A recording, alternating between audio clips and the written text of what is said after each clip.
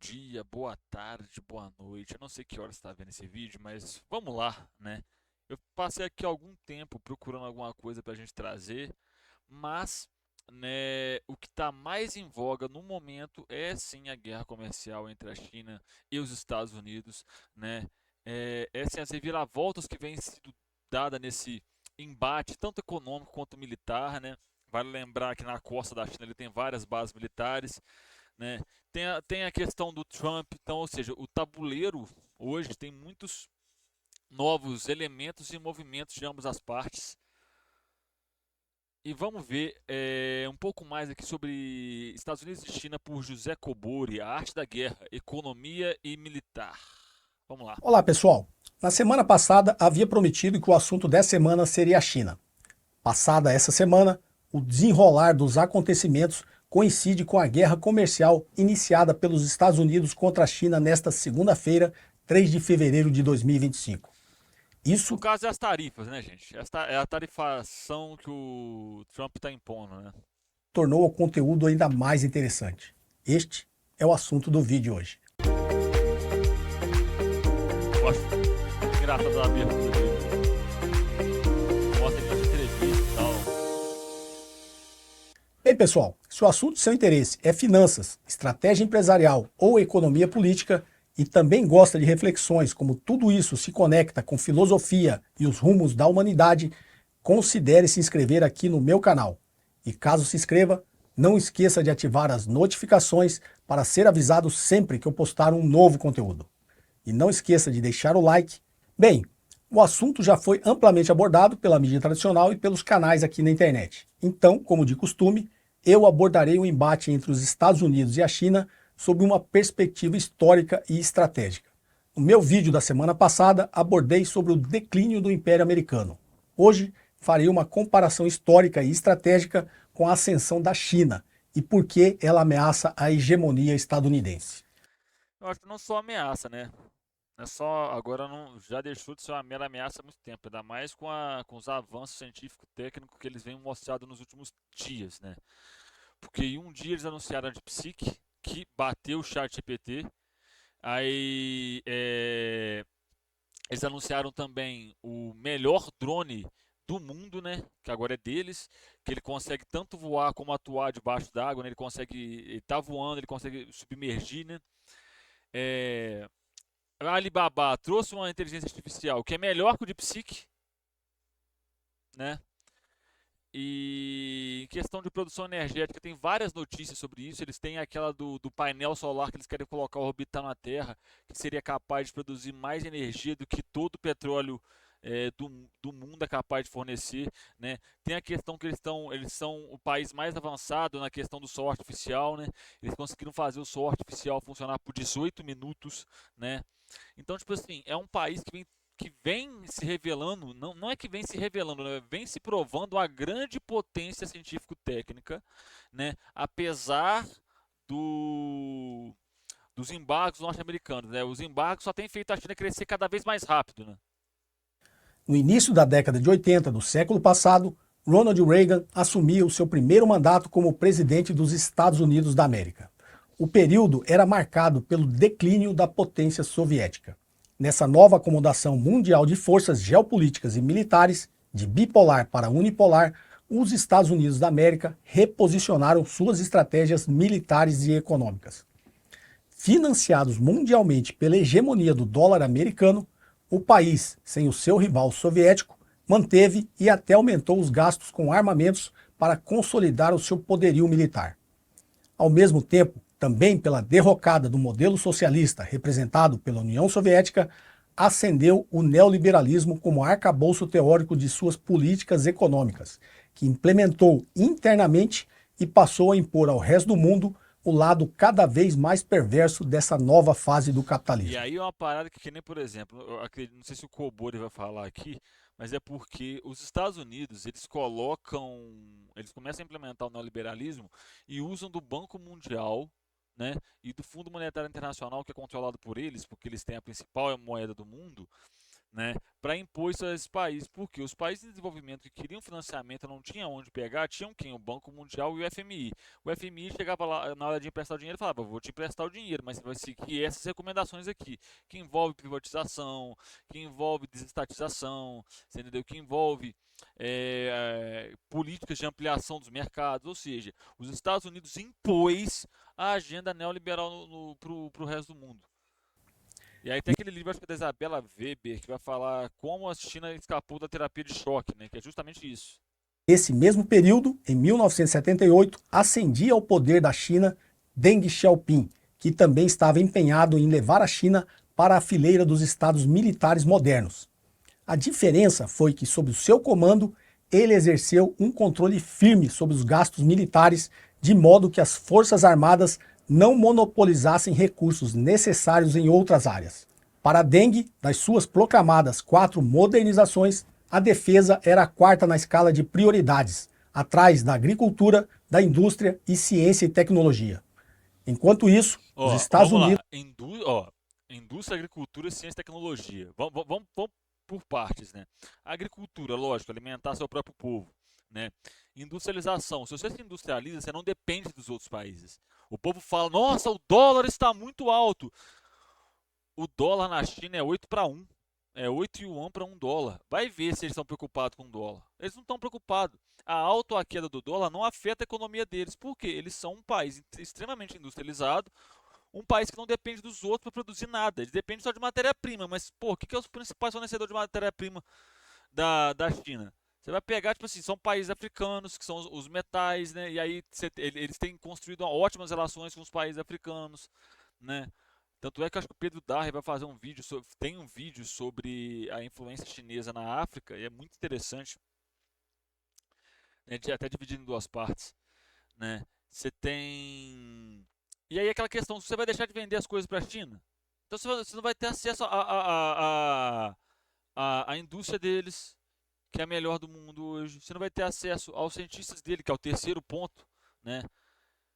Gente, quem está falando isso não sou eu, é o CEO da Apple. Ele fala que as empresas não vão para a China por causa do salário.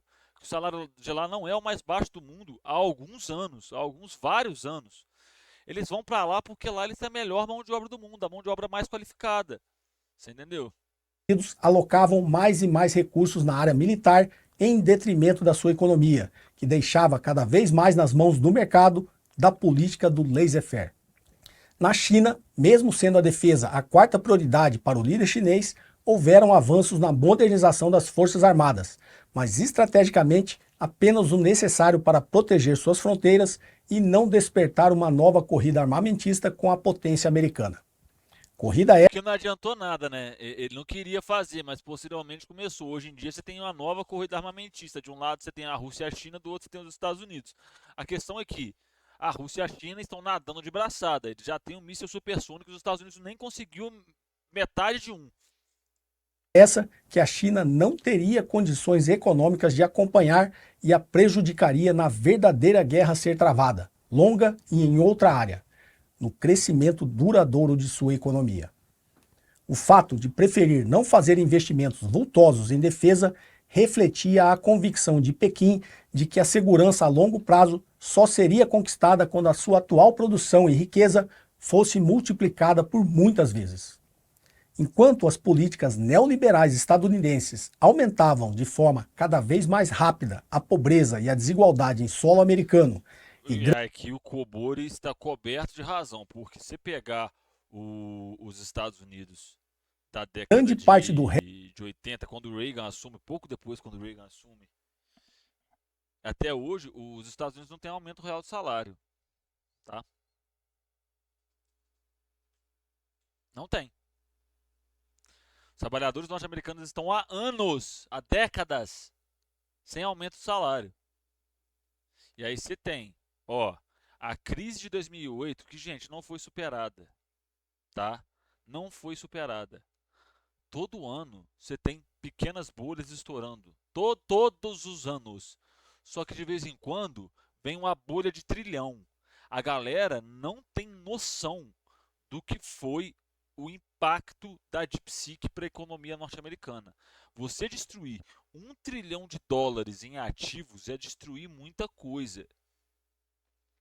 Aquilo equivale a 46% do PIB do Brasil. Tá? É isso que foi destruído de ativos dos Estados Unidos. O resto do mundo sofria uma depressão econômica, o estímulo de Deng Xiaoping às reformas voltadas para o mercado tirou, entre 1979 e 1983, 800 milhões de chineses das áreas rurais e da extrema pobreza, aumentando as suas rendas em cerca de 70%, com uma ingestão de calorias quase tão alta quanto a dos brasileiros. Enquanto os Estados E Unidos... aí você pega hoje, e aí tem uma questão do tipo assim, lógico, a gente sabe, são dados de média, a gente sabe que na China ainda tem pobreza, né? Tanto é que agora o Partido Comunista falou que já cuidou do pessoal dos grandes centros urbanos. Agora eles querem cuidar, eles estão focados em fazer o pobre viver bem. Ou seja, da qualidade de vida, da moradia, quando você fala de qualidade de vida, é da moradia de qualidade, alimentação de qualidade, acesso à saúde, acesso à educação. Você entendeu? Eles querem fazer. Agora, a grande meta do Partido Comunista Chinês é fazer essa riqueza chegarem nos cantões mais distintos, né? É aquela questão de prosperidade compartilhada, tem muito do confucionismo, né? Mas vamos lá. continuava com sua estratégia imperialista, se envolvendo ou patrocinando conflitos militares pelo mundo, Pequim preferia manter relações pacíficas com seus vizinhos, mesmo com aqueles que via com desconfiança. A paz era de importância central para a estratégia de Deng. A guerra, mesmo que regional, desviaria recursos para as Forças Armadas e alteraria a ordem da prioridade das 4 modernizações. E aí é a parada do tipo assim, se você pegar e perguntar para qualquer chinês, ele vai te falar o quê? Mao libertou a China, Deng enriqueceu a China e o Xi fortaleceu a China, né? No caso, é desenvolveu a China, né? Tendo alcançado uma correlação de força... Ah, Rodolfo, mas eles fizeram isso com a ajuda do capitalismo. Eu falo assim, gente, e aí tem uma questão que essa galera não consegue entender. É... A Rússia também passou por um processo de desenvolvimento capitalista. Tem lá, o desenvolvimento do capitalismo na Rússia, que quem escreveu foi o Vladimir Lenin, né? Hoje a gente sabe que existem outros métodos, mas qual que é o método mais rápido que se tem? Você pega o que a China fez, ela pegou algumas pessoas, alguns dos seus, permitiu que eles explorassem pequenos setores do capital, se tornaram grandes com companhias, né? Mas, por exemplo, você pega lá, a China, eles têm a maior construtora do mundo, que é estatal. Eles têm uma participação muito forte do Estado na economia. Não é só, o povo fala assim, foi o capitalismo que desenvolveu, porque para eles capitalismo é o quê? Né? Eles conseguem descrever o que é capitalismo? Para eles, capitalismo parece uma máquina que cospe coisas, que faz coisas, tá ligado? Você tem uma economia fortemente regulada, você entendeu? Muito regulada. Você tem um sistema financeiro todo estatal, todo controlado pelo Estado, você entendeu? Ou pelo menos uma Não decente... foi assim, vamos privatizou tudo. Não, teve, se eu não me engano, teve processo de privatização e tudo mais. Mas agora estão no processo de reestatização, né? Você viu o caso da Evergrande, eles estatizaram a empresa. capacidade defensiva, a China pôde concentrar-se mais no seu desenvolvimento econômico. Ironicamente, a nova fase do capitalismo em busca de cada vez mais lucro foi a grande aliada que a China precisava para impulsionar sua estratégia econômica e acelerar a implantação de seu modelo socialista de mercado. Em busca de mão de obra cada vez mais barata para melhorar as suas margens, o mundo ocidental e, sobretudo, as empresas americanas decidiram transferir suas indústrias para o solo chinês. Com esse estímulo do investimento estrangeiro na China, os seus dirigentes e empresários tiveram a oportunidade adequada de escolher entre os vários dispositivos tecnológicos e patentes de instalação de produção entusiasticamente oferecidos pelos governos e companhias ocidentais. E aí que dá a questão que muita gente não entende. Como que a China alavancou tão rápido o seu desenvolvimento? Todas as empresas que são instaladas na China, por exemplo, a Apple, quando foi ser instalada na China, eles foram obrigados a compartilhar a tecnologia. A galera acha que o Deng Xiaoping só abriu as portas e falou assim, gente, vem cá. Pode botar suas fábricas aqui, que nem brasileiro faz. Não, vou te dar isenção, vou te dar não sei o quê, vou te dar não sei o quê, vou te dar não sei o quê. Beleza. Vale lembrar também um outro ponto, que a China também já foi várias vezes acusada de fazer manobra cambial, ou seja, desvalorizar sua moeda propositalmente para atrair investimento, né? Você pega, na época do Deng Xiaoping, a China ainda era muito pobre, né? Então, ou seja, é um país com a mão de obra relativamente muito barata, moeda desvalorizada, tudo mais. Os caras, quando vão para a China, eles são obrigados a fazer transferência de tecnologia. Obrigados. Qual empresa que vai falar que não? Você tem uma mão de obra extremamente barata e você vai ter acesso ao mercado de 1 bilhão de pessoas, né? As empresas foram. Só que aí tem uma questão que é o seguinte: a fábrica do Elon Musk, que foi aberta, aquele nazistinha de merda, que foi aberta na, na China, não é dele. Ele abre a fábrica lá, a fábrica é aberta em conjunto com o chinês vai ser dono da fábrica, o chinês vai controlar a fábrica, né? 50-50, e com o tempo ele vai tomando controle total da fábrica. Aí tem umas especificidades de contrato que eu não vou saber falar. Mas, em síntese, as fábricas das empresas que estão na China não são. Por exemplo, a fábrica da Tesla não é do Musk, a fábrica da Apple não é da Apple, são de chineses, né? Então tem todo um processo. Olhar para falar aquilo ali é capitalismo. Gente, isso aí é. Cara, lei do engano é burrice. A indústria chinesa cresceu e aprendeu com as indústrias estrangeiras instaladas em seu território.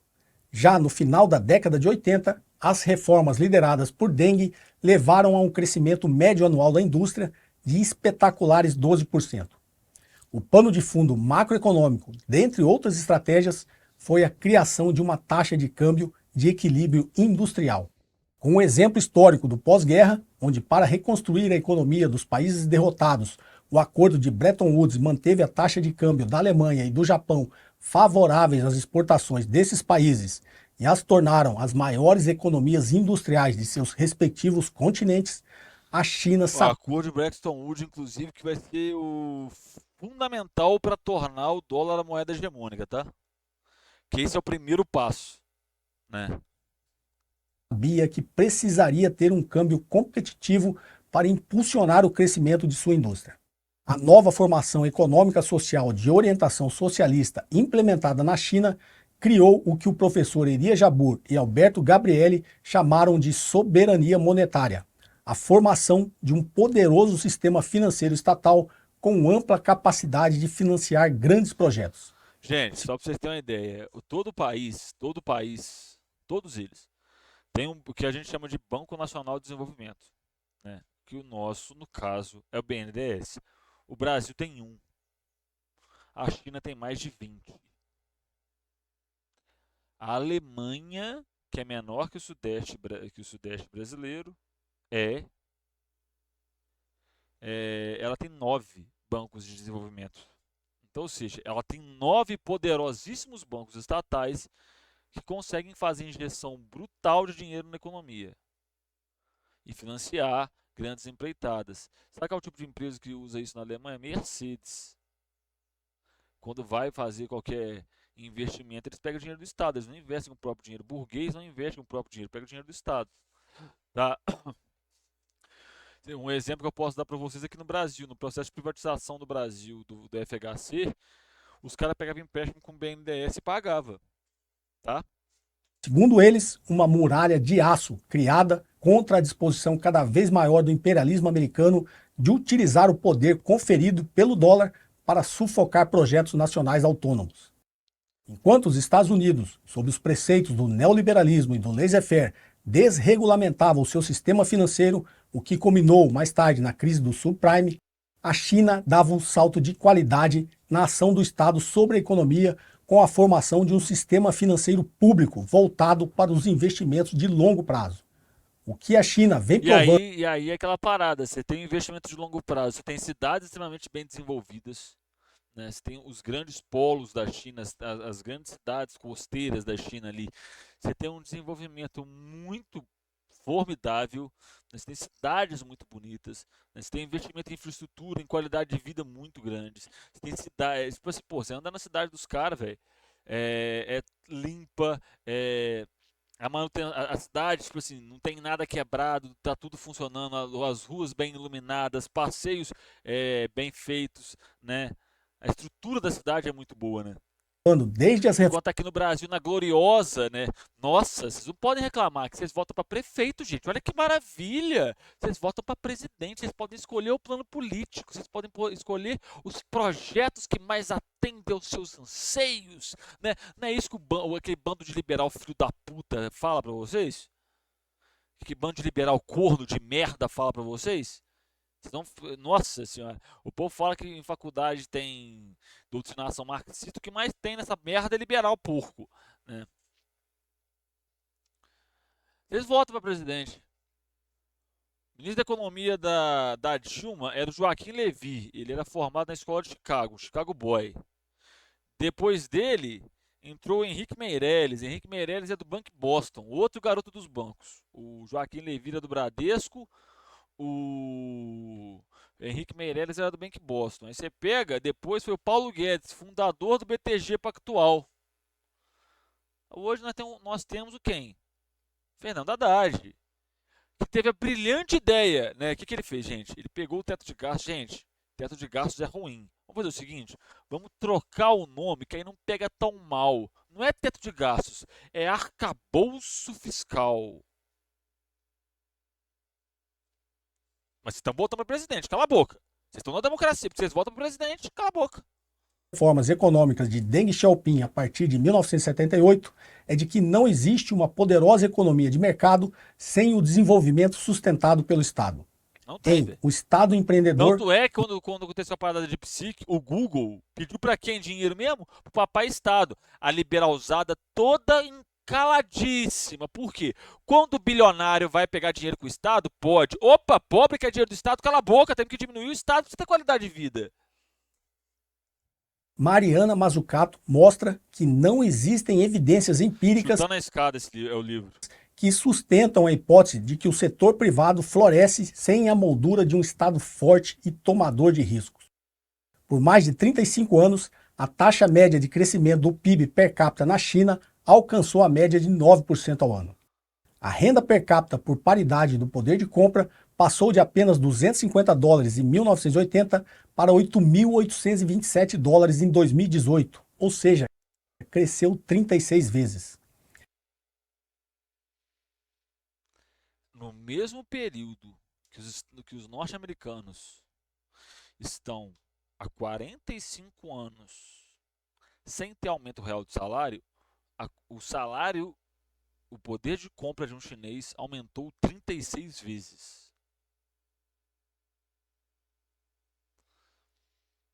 Tá? Só isso que eu queria ressaltar. Nesse período, enquanto a China tirou quase 1 bilhão de chineses da pobreza, os Estados Unidos viu sua economia se desindustrializar, seus trabalhadores perderem renda, enquanto os ricos ficavam ainda mais ricos. A fortuna dos 0,1% mais ricos na década de 80, que era de mais de 2 vezes maior... Eu acho engraçado que todo mundo que adorava chegar pra mim e falar, não, falando que eu estava errado no que eu pensava, né? Hoje, foi essa semana quando lançou o DeepSeek, que foi sendo as notícias da indústria chinesa. Todos eles são calados, nenhum deles está falando nada mais comigo, as pessoas que me provocavam estão todas caladas. Por que será, né? Maior do que a dos 50% mais pobres, em 2022 passou para mais de 4 vezes maior. Ou seja, a riqueza dos bilionários estadunidenses era mais de 4 vezes maior do que a de 167 milhões de cidadãos dos Estados Unidos. Vocês verem. A postura belicosa dos Estados Unidos tem esse pano de fundo econômico. Precisam arrumar inimigos para apresentar aos seus cidadãos e esconder os erros estratégicos de seus políticos na condução dessa nação, pelo menos nos últimos 50 anos.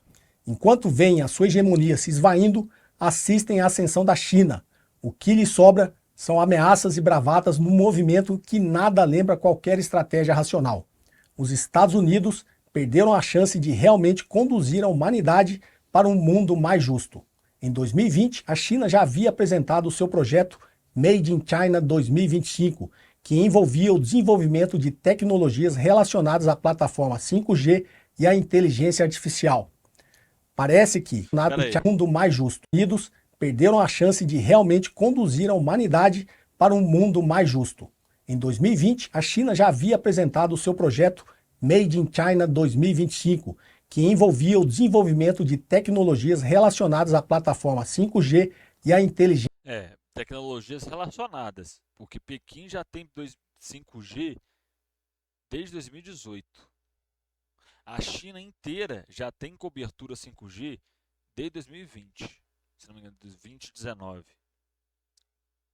No Brasil a gente não tem 5G em capital, em algumas capitais. A gente não tem 5G. Estados Unidos, idem, tá? Inteligência artificial. Parece que, assim como todos os projetos chineses desde 1978, esse também está se concretizando. Mas ao contrário dos Estados Unidos, os chineses são discretos.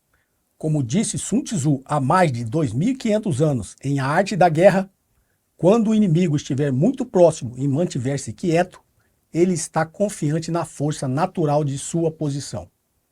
Espero que a reflexão de hoje possa E é estimular em isso, você. ó, eu concordo nesse ponto com o Kobori. Os caras estão muito confiantes, estão muito certos do que eles estão fazendo. Gente, a China tem 5.000 anos de história. Roma estava de pé. Ó, vamos lá. A China viu Roma cair, viu os persas caírem, viu o Império Mongol cair. O povo chinês presenciou a queda de todos os impérios. Todos eles. A China tem a Guerra Fria para estudar. E acredite, eles estudaram muito a Guerra Fria. A questão da propaganda norte-americana. Tem gente hoje que acredita que os Estados Unidos venceu a Segunda Guerra Mundial. Não, quem venceu foi o Exército Vermelho. Tá? E eles estudaram tudo isso para fazer o que eles estão fazendo. Isso que eles estão fazendo não é ao acaso. Vamos soltar aqui para ver o que acontece. Não, gente, isso é planejado. O anúncio de Psique ser justamente depois da posse do Donald Trump foi planejado, gente. Foi planejado. Né? Então eu acho que eu concordo muito com essa fala do Kobori sobre. Eles estão muito certos do que eles estão fazendo.